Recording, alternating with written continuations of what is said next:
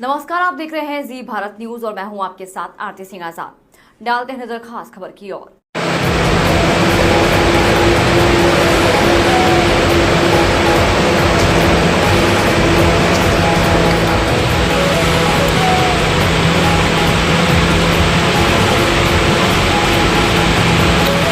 जिला धौलपुर से इस वक्त की बड़ी खबर बता दें, सीएम भजन लाल ने शिक्षकों संघ से मांगे सुझाव। शिक्षक संघ के राष्ट्रीय अधिवेशन में बोले, क्या बदलाव किए जाएं ये हमें बताएं, बजट में हम उनका ख्याल रखेंगे। राजस्थान शिक्षक एवं राष्ट्रीय के प्रदेश महासमिति अधिवेशन कार्यक्रम में मुख्यमंत्री भजन लाल शर्मा ने शिरकत की है। कार्यक्रम के दौरान राजस्थान शिक्षक संघ राष्ट्रीय प्रदेश अध्यक्ष रमेश चंद्र पुष्करना, उपाध्यक्ष अशोक कुमार शर्मा, महामंत्री महेंद्र कुमार लखारा, देवेश कुमार शर्मा सहित तमाम पदाधिकारियों ने मंच पर सीएम भजन लाल सहित शिक्षा मंत्री मदन दिलावर और गृह राज्य मंत्री जवाहर सिंह बेड़म का स्वागत किया है। मुख्यमंत्री अपने भाषण में सभी शिक्षक संघों का आभार जताया और शिक्षकों से मांग की है कि वो शिक्षा पर ध्यान दें। आज शिक्षा का स्वरूप बदल रहा है, ऐसे में शिक्षक का दायित्व बढ़ जाता है। शिक्षक का सम्मान हमारा ध्येय है। हम बजट सहित हर काम में शिक्षक के सुझाव लेते हैं। राजस्थान आगे बढ़े, विकसित राज्य बने, विकसित भारत बने, ऐसी योजना हमें बनानी होगी। शिक्षकों की जो भी समस्या है वो हमारी समस्या है। शिक्षक होने की खातिर आपकी जिम्मेदारी है कि आप भी राज्य और देश हित में अपना सहयोग दें। उन्होंने अपने उद्बोधन में डॉक्टर श्यामा प्रसाद मुखर्जी, पंडित दीनदयाल उपाध्याय, प्रधानमंत्री नरेंद्र मोदी का जिक्र किया है और स्वामी विवेकानंद के 21वीं सदी के भारत को लेकर अपने विचार रखे हैं। उन्होंने कहा है कि स्वामी विवेकानंद ने जो सपना देखा था उसे आज देश के प्रधानमंत्री नरेंद्र भाई मोदी सफल करने में जुटे हैं। सीएम ने अपने उद्बोधन में सरकारी विद्यालयों के विकास पर चर्चा की और निःशुल्क शिक्षा को लेकर अपनी वचनबद्धता दोहराई है। उन्होंने आगामी बजट में शिक्षा पर क्या बदलाव किए जाएं और क्या नए, इसके लेकर के शिक्षक संघ से सुझाव मांगे हैं। कार्यक्रम के दौरान शिक्षा मंत्री मदन दिलावर ने कहा था कि शिक्षक के क्षेत्र में नई सरकार काफी कम काम कर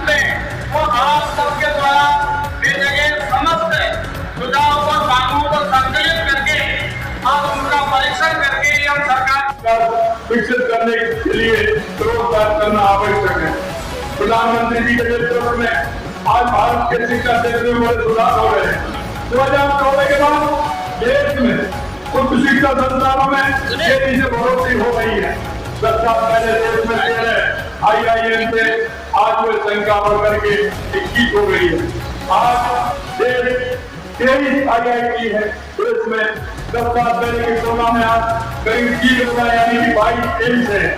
10 साल में मेडिकल गवर्नमेंट की संख्या करीब 2 हो गई है। आज हमारे प्रमुख संस्थानों में कैंपस बोल रहे हैं। इसी साल आबू धाबू में IIT दिल्ली का कैंपस खुला है। तंजानिया में भी IIT मद्रास का कैंपस शुरू हो चुका है। प्राचीन समय में भारत शिक्षा का महान केंद्र था। यहाँ के नालंदा और तक्षशिला विश्वविद्यालयों में विदेशी शिक्षार्थी शिक्षा प्राप्त करते थे। बिहार से कहना था स्वामी विवेकानंद जी ने कहा कि 21वीं सदी भारत की होगी। आप देख रहे हैं 2014 के बाद देश के अंदर जो परिवर्तन हुए हैं वो में आपको धनक देखने को आपको मिलती होगी। जिस तरह की धनक 2014 के बाद देश के अंदर आई है, यही नहीं या हमारा गरीब कल्याण हो, या हमारा विकास हो, या सीमाओं की सुरक्षा हो, या आतंकवाद से मुक्ति हो, या दुनिया में बढ़ता हुआ भारत का सम्मान हो, ये आप देख रहे हैं। और मैं कहना था स्वामी विवेकानंद जी ने कहा था 21वीं सदी भारत की होगी। तो नरेंद्र से लेकर के इस नरेंद्र तक आप परिवर्तन देख रहे हैं। देश में नहीं पूरी दुनिया के अंदर परिवर्तन हो रहा है। मैं आपसे यही कहना चाहता हूँ, आज नालंदा में 20 से ज्यादा देशों के विद्यार्थी पढ़ रहे हैं। प्रधानमंत्री जी के प्रयासों से आज भारत फिर से विश्व गुरु बनने के लिए आगे अग्रसर हो रहा है। राजस्थान सरकार शिक्षा के क्षेत्र में निरंतर सुधार करने के लिए प्रतिबद्ध है। हम राज्य में सरकारी स्कूलों की बुनियादी ढांचे को मजबूत करने के लिए स्मार्ट क्लासरूम स्थापित करने, शिक्षकों के लिए विशेष प्रशिक्षण कार्यक्रम आयोजित करने पर बल दे रहे हैं। हमने प्रदेश के अंतरिम बजट में सभी वर्गों का शिक्षा की पहुंच को सुलभ करने की दृष्टि से अल्प आयु वर्ग, लघु सीमांत बटाईदार किसानों और खेतिहर श्रमिकों के परिवार के छात्र और छात्राओं को केजी से पीजी तक की निःशुल्क शिक्षा प्रदान करने का काम हमने छात्राओं के लिए किया है। हमारे राज्य के युवा और शिक्षक राष्ट्रीय शिक्षा नीति के प्रावधानों के विकास में दुनिया के कदम से कदम मिलाकर चले, ये प्रदेश सरकार का प्रयास रहेगा। शिक्षक संघ का दायित्व है वो शिक्षकों के हित को साथ साथ शिक्षा की गुणवत्ता में सुधार लाने के लिए भी कार्य करें। आज के डिजिटल युग में शिक्षा का स्वरूप तेजी से बदल रहा है।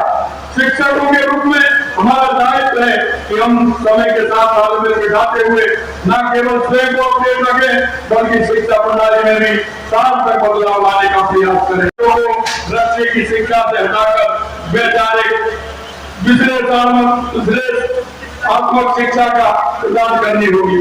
आप सभी राष्ट्र निर्माण के इस पवित्र कार्य में अग्रणी भूमिका निभा रहे हैं।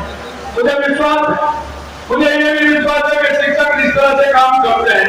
मेरे पास मांग पत्र भी आया है, आप निश्चिंत रहिए, समय समय पर हम आपके विचार भी लेते हैं और अभी हमारा बजट का आने वाला है।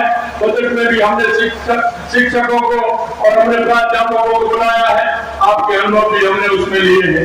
आप हमारे बजट के अंदर शिक्षा का गुणात्मक कैसे कर सकते हैं और हम आगे क्या कर सकते हैं, ये हमें खुले रूप से खुले मन से आपसे हमने सुझाव मांगे हैं। मैं आपसे भी कहना चाहता हूँ, आप भी अपने सुझाव कीजिए, क्योंकि ऐसा सुझाव कोई भी दे सकता है जो राजस्थान को आगे बढ़ाने का काम करेगा। मैं आपसे इतना ही निवेदन करना चाहता हूँ, हमारी सरकार शिक्षक और शिक्षा के लिए, विद्यार्थियों के लिए हर एक प्रतिबद्ध है कि उनको अच्छी शिक्षा मिले, राजस्थान हमारा आगे बढ़े, विकसित राजस्थान